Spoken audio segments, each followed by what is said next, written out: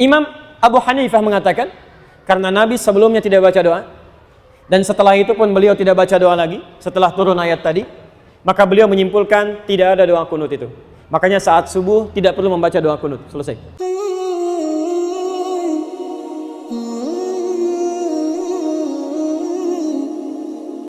Apa hukumnya kunut yang dikerjakan setiap subuh? Taib, Anda berbicara hukum, berarti saya mesti jelaskan turunan hukum. Ingat, bedakan ini ya, ada hukum dan sikap hukum, itu beda.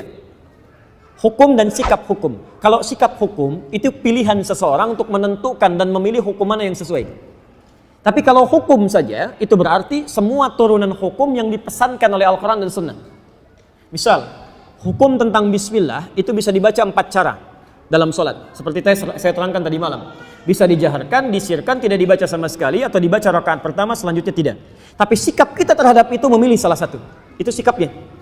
Nah, kadang-kadang mohon maaf, kalau hukumnya sudah ada pilihan, tapi sikap hukumnya berbeda, sepanjang dalam kerangka hukum itu tidak perlu kita kemudian berselisih. Sepanjang dalam kerangka hukum yang sama. Karena kita tidak mungkin memaksakan seseorang selalu sama dengan kita. Kecuali kalau pada hukum yang sifatnya satu dalil, satu contoh, dan tidak ada sikap lain kecuali itu saja. Seperti saya terangkan dalam kesempatan tadi malam. Nah, sekarang tentang kunut. Kisahnya dimulai di saat Nabi SAW dalam fase dakwah, ya, di awal-awal masa Islam di Mekah, tiba-tiba kedatangan tamu dari distrik Bi'r Ma'unah. Bi'r Ma'unah agak banyak ini. Ya. Menyampaikan bahwa, ya Muhammad, ya Rasulullah, di tempat kami orang-orang yang masuk Islam. Semuanya masuk Islam. Awal masa dakwah, kedatangan informasi satu desa, bedol desa masuk Islam. Kira-kira senang atau tidak? Senangnya luar biasa. Maka mereka minta dikirimkan guru-guru untuk mengajar. Dikirimkanlah oleh Nabi SAW 70 orang penghafal Quran. 70 orang penghafal Quran. Di saat-saat masa awal-awal keislaman, tidak banyak penghafal Quran. Dikirimkan 70 orang ke sana. Singkat cerita, ketika beliau sedang menunaikan sholat, dalam riwayat disebutkan sholat subuh, yang lain mengatakan sholat maghrib, tiba-tiba turun malaikat Jibril menyampaikan bahwa orang-orang tadi yang datang kepada Muhammad, mereka menipu. Karena ternyata orang-orang itu ketika sampai di Bir Ma'unah semuanya dizalimi, bahkan dieksekusi dan syahid. Jadi mereka semua dibantai, dibunuh. Jadi ada yang menipu mengatakan masuk Islam, dikirimkan pengajar tapi kemudian disakiti, dizalimi. Nabi dengan sifat kemanusiaannya marah pada saat itu. Kemudian beliau berdoa kepada Allah Subhanahu wa taala. Ada yang mengatakan doanya sebelum ruku, ada yang mengatakan bangkit dari ruku. Maka beliau mengatakan Allahumma adzib fulan. Allahumma al'anhum, ya Allah tolong hukum si fulan, tolong laknat si fulan. Bahkan disebutkan sebagian dari suku-sukunya, Bani Kedha, Bani Kedha, Bani Kedha. Itu berlangsung selama sebulan. Berlangsung selama sebulan. Hingga turunlah kemudian Quran surah ketiga Ali Imran ayat 128 sampai 129. Posisi paling kanan sebelah bawah di mushaf standar.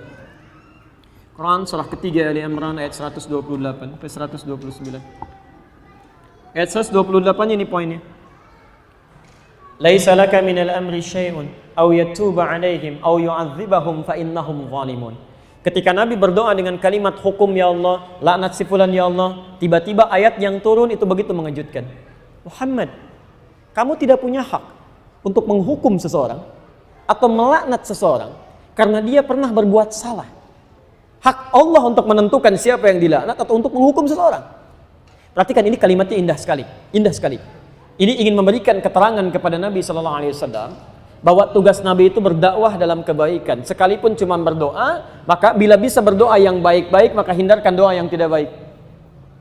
Ingin mengajarkan bahwa Muhammad, kamu masih berada di awal dakwah. Jangan cepat merasa panas, kemudian cepat menyinggung, minta dihukum dan sebagainya. Kalau nanti sikapnya seperti itu, nanti lama-kelamaan gak ada bedanya dengan umat terdahulu. Nabi Nuh ketika umatnya mulai menyimpang, minta kepada Allah, ya Allah, setelah berdakwah ya Allah, umat ini gak mau menerima ya Allah, maka turun azab Allah Subhanahu wa taala. Kamu untuk umat terakhir sampai dengan kiamat. Kalau sikap sekarang minta umatnya dihukum, maka bagaimana dengan sikap dan keadaan mereka nanti sampai kiamat? Jangan-jangan gak ada umat nanti sampai kiamat karena nabinya belum apa-apa sudah minta kemudian untuk menghukum.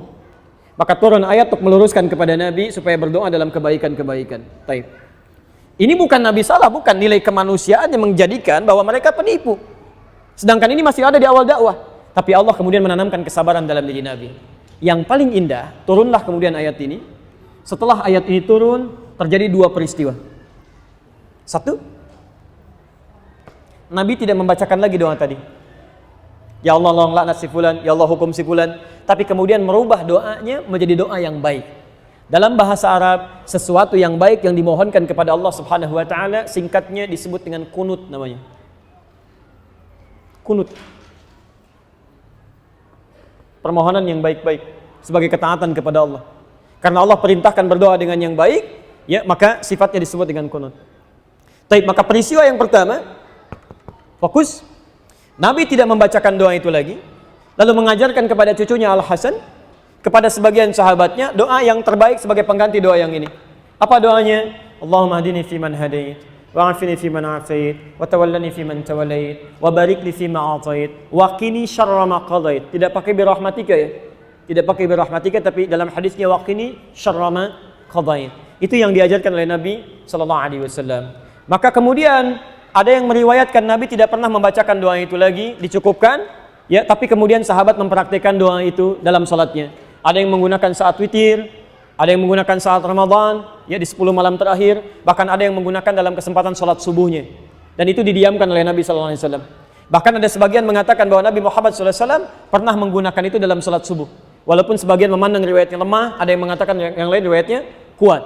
Dari sini, Bapak Ibu sekalian, karena Nabi sallallahu alaihi wasallam tidak mempraktikkan doa yang tidak baik tadi, kemudian mengajarkan doa yang baik ini, dan beliau mendiamkan sahabat yang mempraktikkan, tidak melarangnya, ya, maka disinilah kemudian para ulama melihat itu, lalu menyikapi dan mengambil kesimpulan dengan 3 kesimpulan. 3 kesimpulan. Karena Nabi tidak mengatakan langsung.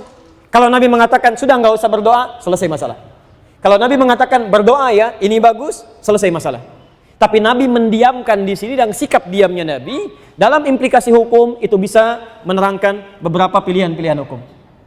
Maka Imam Abu Hanifah mengatakan, karena Nabi sebelumnya tidak baca doa, dan setelah itu pun beliau tidak baca doa lagi, setelah turun ayat tadi, maka beliau menyimpulkan tidak ada doa kunut itu. Makanya saat subuh tidak perlu membaca doa kunut, selesai. Imam Abu Hanifah. Imam Malik, Imam Syafi'i menyimpulkan, Nabi SAW baca doa. Doa ini diganti oleh Allah untuk yang baik-baik.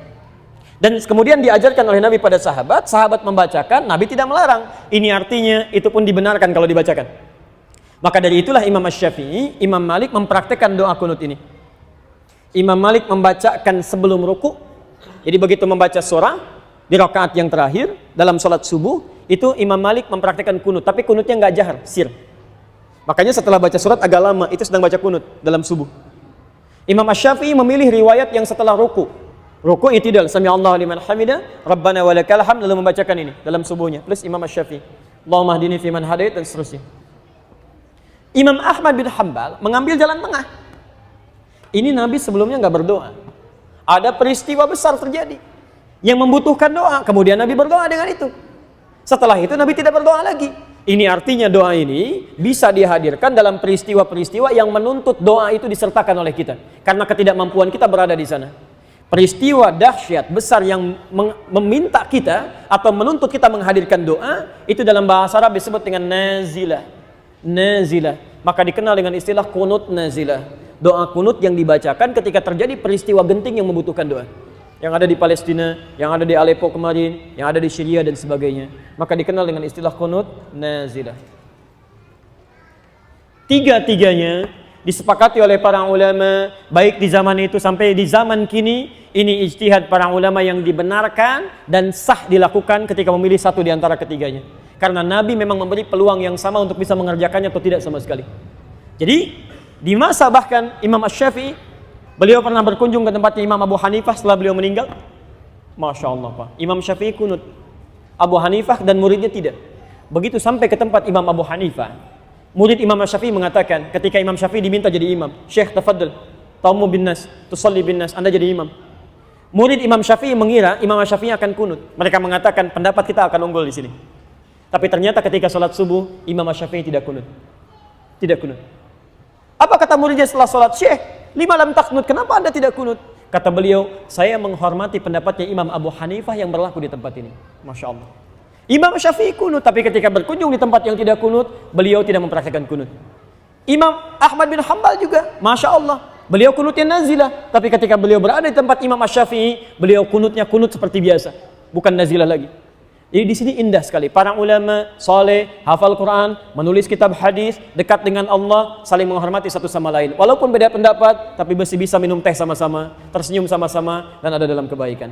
Antum bukan imam besar, jadi makmum juga jarang, hafal Quran juga tidak, hadis belum dituliskan, Masya Allah.